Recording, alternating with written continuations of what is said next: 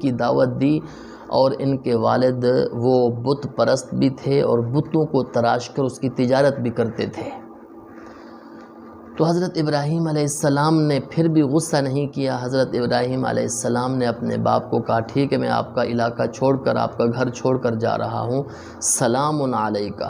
پھر بھی یہ فرمایا کہ آپ پر سلامتی ہو، سأستغفر لک ربی انہ کان بی حفیہ، میں اپنے رب سے آپ کے لیے بخشش طلب کروں گا۔ یہ حضرت ابراہیم علیہ السلام نے اپنے والد کو جواب دیا، اتنے سخت لہجے کے اندر ان کے جواب دینے کے بعد۔ تو اس سے اندازہ لگایا جا سکتا ہے کہ حضرت ابراہیم علیہ السلام کتنے نرم دل تھے، کتنے حضرت ابراہیم علیہ السلام مشفق تھے۔